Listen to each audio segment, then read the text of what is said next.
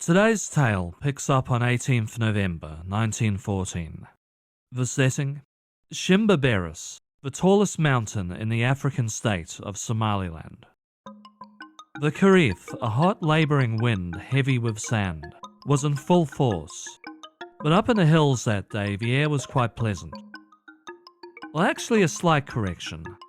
The air was heavy with waves of red-hot bullets flying in around head height. While this kind of weather isn't to everyone's tastes, to one man, apparently this was paradise. On this day, with little more than a few shrubs for cover, a group of British soldiers stealthily ascended the mountain. The British had Somaliland in their sights from around 1899. The scramble for Africa was well on, and Somaliland was desirable, solely because one could attack ships travelling through the Suez Canal from there. This was a threat to Britain's trade routes, and that was reason enough for the British to conquer the dervishes. The dervishes' leader, Muhammad Abdullah Hassan, was a Sufi poet in peacetime. Now a freedom fighter, the press dubbed him the Mad Mullah. Neither mad nor a mullah, he was just a guy who believed his homeland was worth fighting for. The dervishes of Somaliland would fight on till 1920, when the invaders brought planes to what was then still a gunfight. But the dervishes aren't our protagonists today. Our hero, well okay, he's on the wrong side of this one, but bear with me, is the British officer tasked with taking out the stone blockhouse.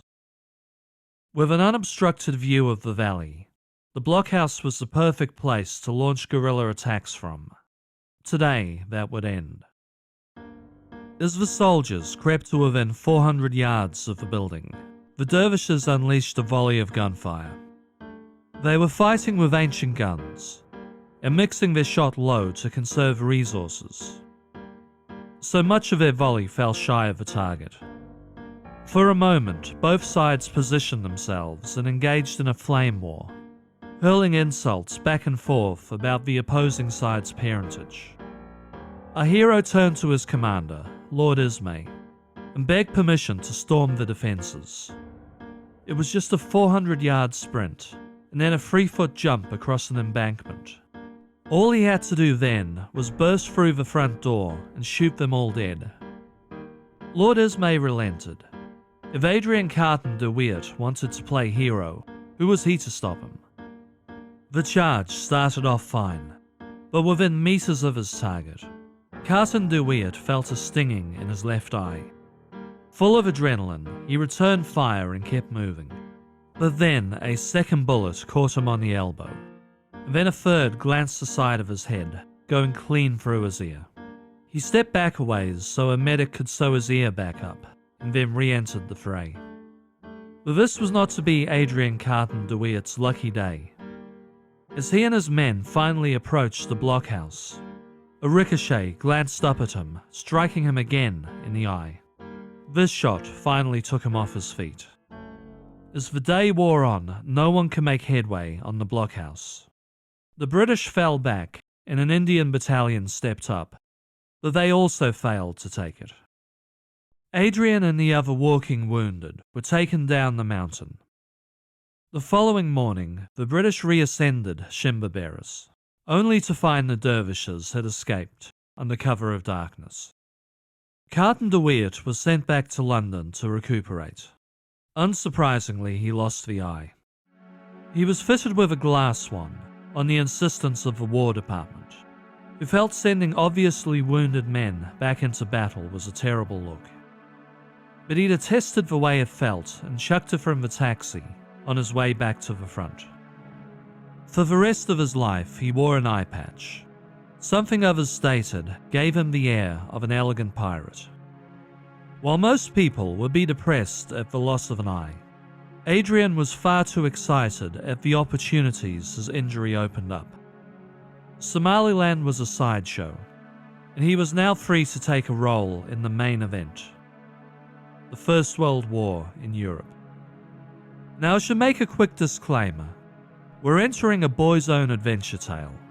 The author of his happy Odyssey, the man himself. He's great at sharing tales of his battlefield injuries, which is why we now think of Adrian Carton de Wiart as the unkillable soldier. He never really tallies up the other column, the many lives he presumably took personally. You don't just keep getting sent into battle like he did, unless you were really good at killing. Now, I've thought about running a chapter-by-chapter tally of kill versus injury, but as the injuries mount up, the kills will always be, we don't know. I gather he respected his enemies enough that he found such bragging a little gross. However, I will run the occasional tally of the injury count. If nothing else, it provides a through line on an otherwise episodic tale. So our first tally, and not the first of his career. Here's our hero shot in the stomach and groin. We'll get back to those. Shot in the ear and twice in the eye. His kill count? We have no idea. Okay, let's head back to the beginning. Adrian Carton de Wiart was born into wealth and title, although not to a terribly happy family life, on 5th of May 1880 in Brussels, Belgium. A rumour persists, and if true it could explain the family dynamic, that his real father was King Leopold II of the Belgians. Whatever the case, Adrian's father, Leon, and his mother, Ernestine, moved to Egypt when Adrian was 3. They were divorced by the time Adrian was 6. Ernestine remarried, had 2 more children, and then died suddenly, aged just 26. When Leon, a lawyer, was offered a job in London, the family moved to England.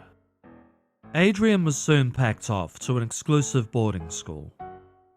As a foreigner, he was terribly bullied by the other kids, but he hit his stride when the other kids discovered he was a star athlete in the making. From boarding school, he moved on to Oxford University's Balliol College, where Leon intended he study law. Perhaps unsurprisingly, Adrian had no interest in the law.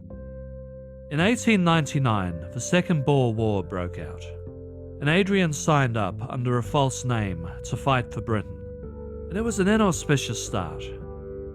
Not long after joining Paget's Horse Yeomanry Regiment in the country, he was ambushed by a group of Boers who shot him in the stomach and groin. Sent home to recover, Leon discovered the deception, and as angry as he was, Adrian convinced his father to let him sign back up under his own name. However, Leon insisted he signed up for officer training. Adrian took British citizenship, retrained, and returned to a post with the Imperial Light Horse Brigade. However, by the time he returned to South Africa, the Boer War was all but over. The extent of his killing at the tail end of the war was limited to livestock, to deprive the Boers of food. At the close of the war, he tried to get himself assigned to Somaliland. The British were already fighting the dervishes, but instead he spent 12 years stationed with the 4th Dragoon Guards in India. From his own telling, these years were filled with hunting, sports, training, gambling, and drunken shows of machismo. On top of his wage, he had an allowance from his father, so he lived comfortably. But in January 1914, a letter arrived from his father, stating he had lost the family fortune on the stock market. His allowance was stopping immediately. This prompted Adrian to put in again for a combat role in Somaliland. In August 1914, with the outbreak of the First World War, the 4th Dragoon was sent off to fight on the Western Front, and Adrian was extremely envious of his former compatriot's good luck. However, Adrian Carton de Wiart saw action on the Western Front soon enough. In February 1915, he sailed for France, at the head of his own cavalry battalion. Sent to the trenches of Flanders, the vast devastation of the trenches struck him hard. As far as one could see, the land was denuded of trees and foliage. Although quieter than Ypres, there was still plenty to worry about in Flanders. For one, they were outgunned and being ordered to ration their artillery rounds to half a dozen shells a day. From Flanders, they were deployed to Ypres, just as the Germans first unleashed chlorine gas attacks on the enemy. He seemed unworried about Fritz Haber's gas attacks, but the heavy artillery made him more than a little nervous. Something he claimed he would have found exhilarating if only his side had as many shells to lob back at the enemy. On occasion, a shell would land nearby, throwing him around like a rag doll. One dark night, while stationed at Ypres, Adrian wandered too far into German territory. Next thing, a German soldier yelled "halt" at him in German, and then fired on him from close range. He was soon spread out on the ground with a badly mangled hand. The Germans continued to fire on him, and Carton de Wiart got back up on his feet and fought back. He quickly made his way back to safer territory. Once back, the extent of his injury was clear. His palm and part of his wrist were blown off. 2 fingers were dangling by a thread. Famously, the surgeon refused to remove those fingers, but fearing they would go gangrenous, Adrian Carton de Wiart tore the fingers off himself. He was shipped back to London, to a Park Lane hospital, who came to know him very well over the course of the war. Over several operations, Adrian progressively lost his left hand. 3 weeks after the amputation, now in early 1916, Adrian was on a boat headed back to the Western Front. He was assigned to the 19th Infantry Division. On arrival, he noted an increase in ammunition at the front. Also, in a rare moment of speaking about people he'd killed, after wiping out a machine gun emplacement at the Somme, he was surprised to find the dead were already bandaged up, some already sporting horrific injuries. This war wasn't just chewing up the Allies at an alarming rate. There's a tale. On July 2nd, 1916, while posted at the Somme, Adrian Carton de Wiart was called upon to clear the Germans out of the village of La Boisselle. He was in charge of the 8th Gloucester's division at the time. He mentions he didn't trust himself with a pistol at this stage, for fear he'd start shooting those in his own rank who didn't fight hard enough, so he was only armed with a walking stick. 2 previous attempts to clear the village out had failed, so he knew this would be quite the struggle. On arrival, he was greeted by dozens of corpses left to rot in no man's land. Under heavy fire, the 8th Gloucester Division marched on the village. Lacking a gun, Adrian took to lobbing grenades as he went. After a day's heavy fighting, much of which he personally led from the front, the Allies took what was left of a, by then heavily bombed village. The following day, the Germans shelled them relentlessly, but the 8th Gloucesters held the line. Another tale he shared of the Somme happened in the Devil's Wood. They were there on a night mission to secure the wood, when a shot rang out from out of nowhere. It dropped Carton de Wiart before he could even register he'd been hit. To quote him, "We were still moving up when suddenly I found myself flat on my face, with the sensation that the whole back of my head had been blown off." Holmes, the servant he picked up on taking command of the division, struggled to get him to shelter. They then sat the battle out before striking out to get medical help. A bullet from a machine gun had passed clean through the back of his skull.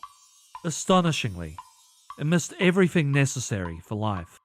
The head wound didn't keep him off the battlefield for long, and in a perverse way, the bullet saved his life. That attack on Devil's Wood was very badly botched. Very few of the soldiers survived the night. On the 11th hour of the 11th day of the 11th month of 1918, armistice was signed and the First World War came to an end. By this time, Adrian Carton de Wiart had served in the battles of the Somme, Passchendaele, Cambrai, the Second Battle of Ypres, and Arras. At one point, he'd been temporarily promoted to Brigadier General. He collected a handful of medals and honours, including a Victoria Cross, the Belgian Croix de Guerre, and was appointed Companion of the Order of St. Michael and St. George in the King's birthday's honours. A quick tally of his injuries. Adding to the shots to the stomach and groin, a lost eye, a badly mangled and eventually amputated hand, and a machine gun shot through the back of his head. He also caught a bullet in the hip at Passchendaele, got shot through the ankle at the Somme, got shot through the leg at Cambrai, and through the ear at Arras. Famously, when asked his thoughts on the horrors of the Great War, he said, "Frankly, I had enjoyed the war. It had given me many bad moments, lots of good ones, plenty of excitement." If anyone's curious, his worst memory of the war was the smell of putrefying bodies. Following the war, Adrian spent some time in Belgium, catching up with family, including his cousins Henry, a future Belgian Prime Minister, and Edmund, the political secretary to King Leopold II. Were we to stretch this out over a couple of episodes, it might be worth discussing his personal life at this point. That his father appears to have gone downhill fast following his bankruptcy. The sources describe something sounding like dementia. He died in the midst of the war. But we should quickly mention our hero had a wife and 2 children back home. The Countess Friederike von Babenhausen, and 2 daughters. He never really mentions them in his autobiography, but we are writing a boy's own adventure story. It's at this time, peacetime ennui sets in, and our hero craves an inciting incident to drive him on to his next big adventure. Their next big adventure came when General Louis Botha needed a second in charge for the British military mission to Poland. Adrian was dispatched alongside his servant Holmes. While the Great War put an end to several powerful empires, Poland seemed to be destined to move in the other direction. In 1569, the Poles, ruled by the ailing, childless Sigismund II, and the Lithuanians, constantly threatened with invasion by Russia, entered into a kind of democratic experiment. The 2 nations combined as the Polish-Lithuanian Commonwealth, a nation ruled semi-democratically by their large noble class. Rather than a president, they still had a king, but it was an elected position. And, unsurprisingly, there was little by way of democracy for the average Pole, although I gather it was still something more than an oligarchy in practice. The Commonwealth became one of the most powerful nations within Europe, but by the mid-17th century, things started to fall apart. Constant wars with their neighbours and internal strife amongst their many ethnic groups led to their long decline. The Polish-Lithuanian Commonwealth was dissolved in 1795 after losing a war to Russia, and Poland was subsequently split up amongst the Prussians, Russians, and Austro-Hungarians. As is often the case, the Poles faced a century and a half of being prohibited from ruling themselves, or speaking their own language, or engaging in their own cultural practices. But as often also happens in these cases, there were plenty of brave souls who fought back against the colonizers with all their might. Try as they might, they never regained sovereignty, until granted it at the end of the war.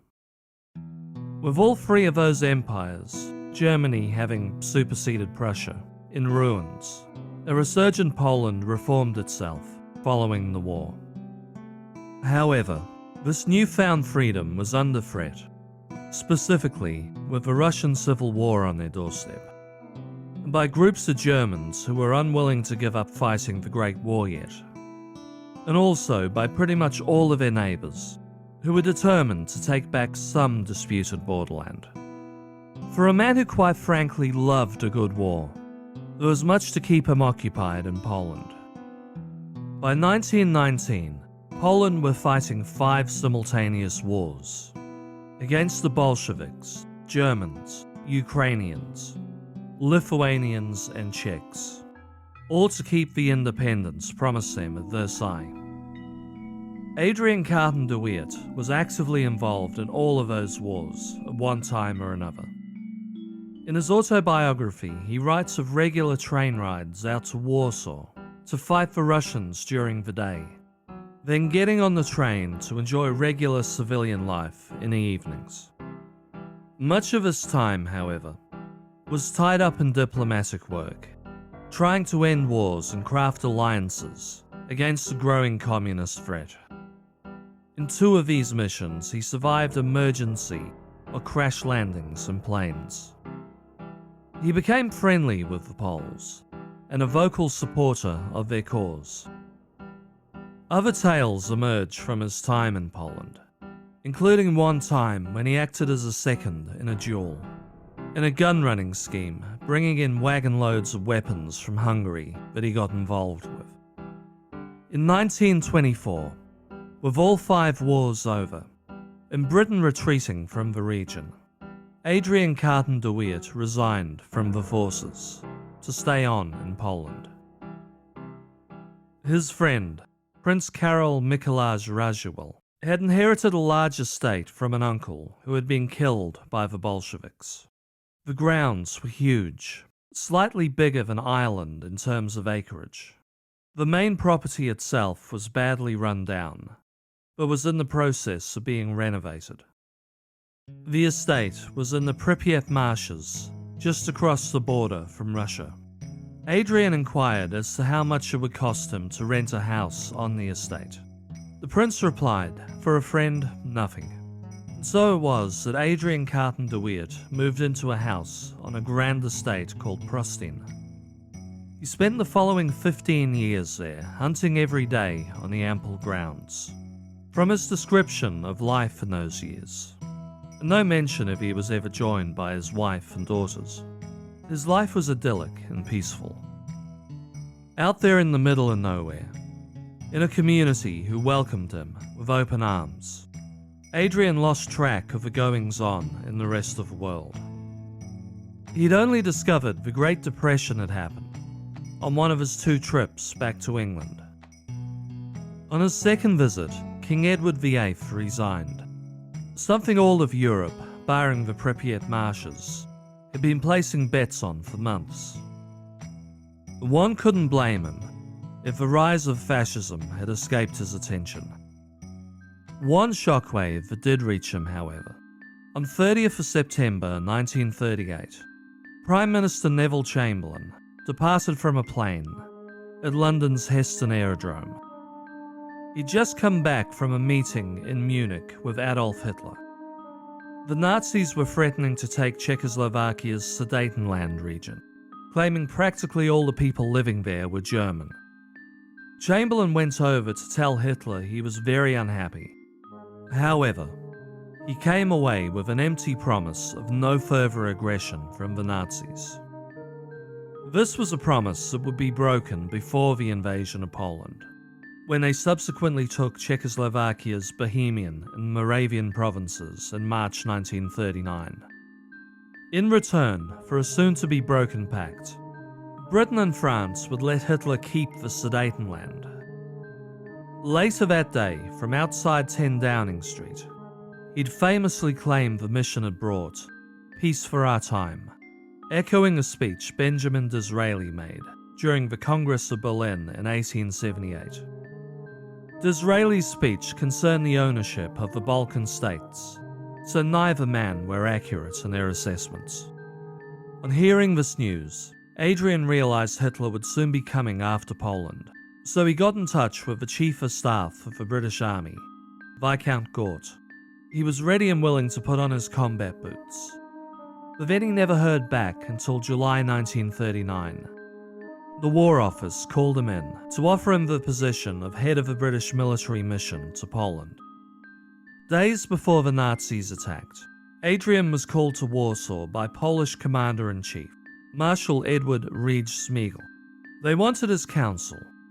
Carton de Wiart suggested they mass their troops at the borders immediately and prepare to attack the Nazis with everything they had the moment they crossed the border. This advice was summarily ignored. He also told them to move the Polish Navy out of the Baltic as there was every likelihood the Nazis would capture it with little effort.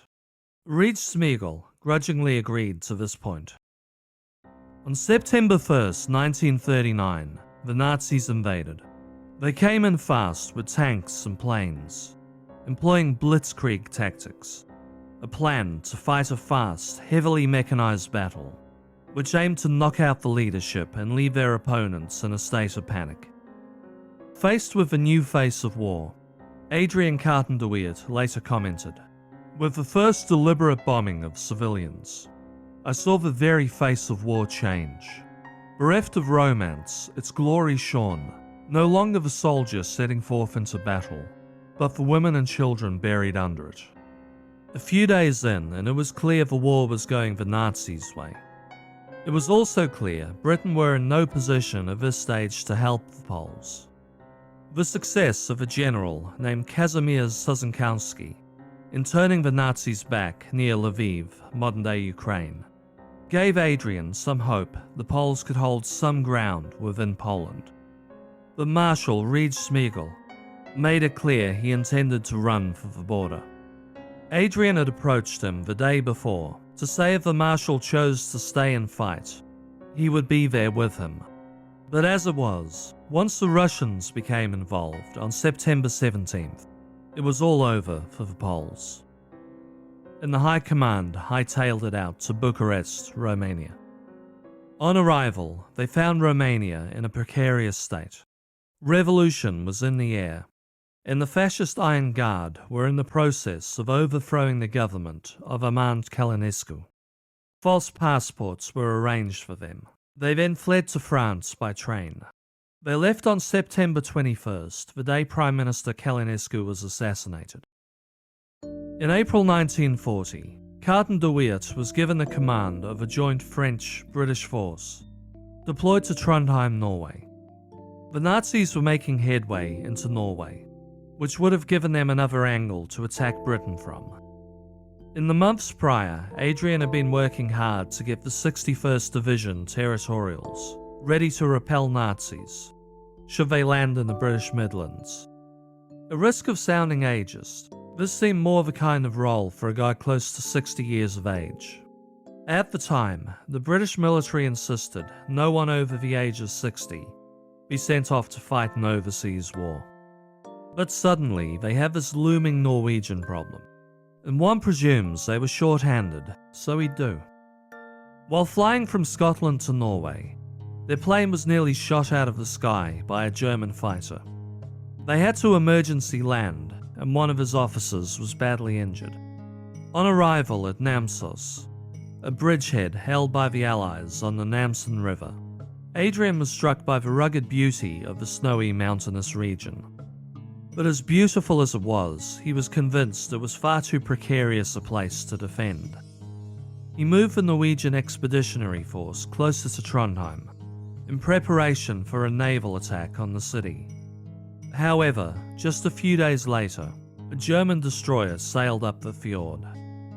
The destroyer bombed the living daylights out of the Expeditionary Force, and then the planes showed up.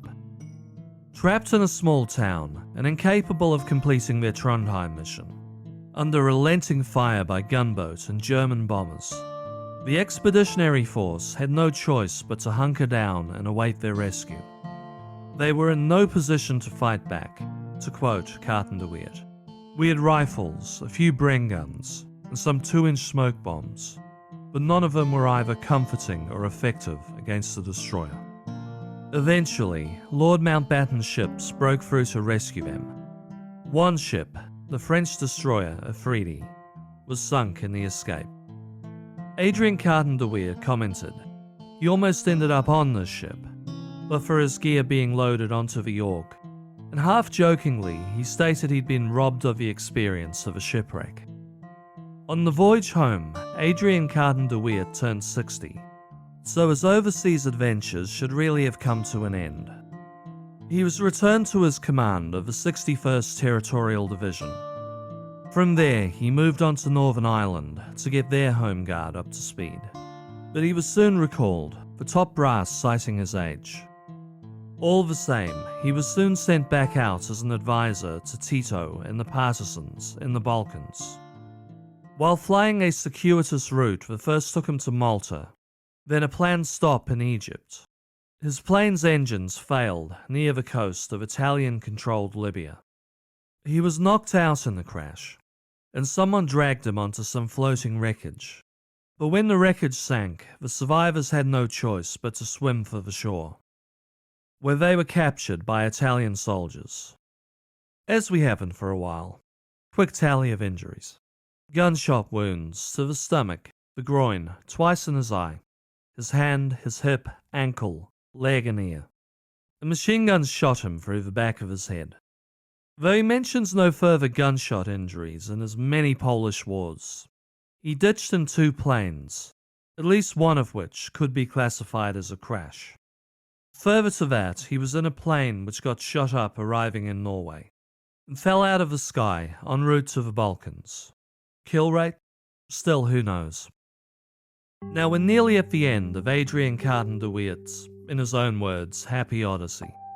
From 1941 to 1943, he was a prisoner of war at the Villa Medici in Abruzzi, Italy.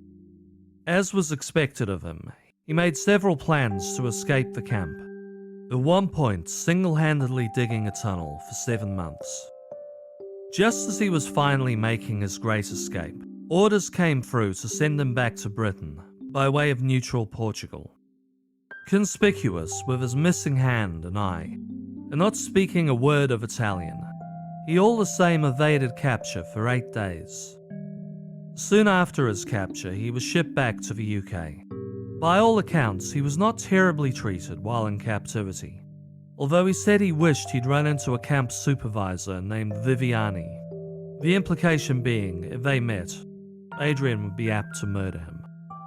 On 7th of September 1943, when Italy formally surrendered, the press leaked he'd been home for several months.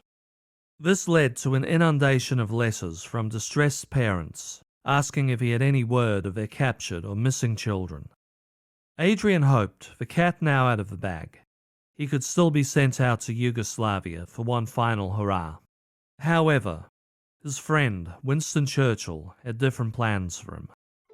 Churchill sent him out to China as his personal representative. He travelled via Cairo, Egypt, where he was famously photographed alongside the Big Three, Churchill, Roosevelt and Stalin, at the Cairo conference. In China, he was Churchill's eyes and ears. He got on quite well with the Kuomintang leader, Chiang Kai-shek. Chiang offered him a combat role, which he turned down.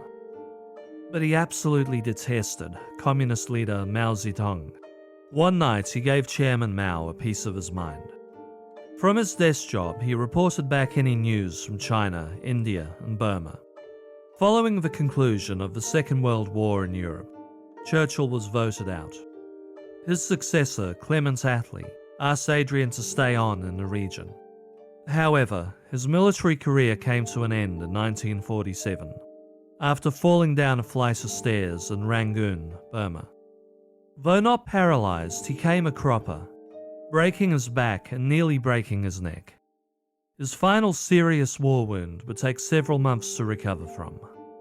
From Burma, he finally returned home to be with his family. His wife, the Countess, passed on in 1949, though he remarried to a woman 23 years his junior, named Joan Sutherland, not the opera singer. During his long military career, he saw warfare from cavalry attacks to trench warfare, to large-scale mechanized warfare, to the birth of the atomic age. Having served in the Boer War, he was writing memos back to England, predicting the coming of the Vietnamese War. Later in the year, we'll pick up our ongoing Infernal Machines series. We'll take a closer look at that atomic age. But for now, let's just leave Sir Adrian Carton de Wiart, unkillable warrior, to his well-deserved retirement, hunting and fishing every day on a County Cork estate, till he passed away in 1963, aged 83.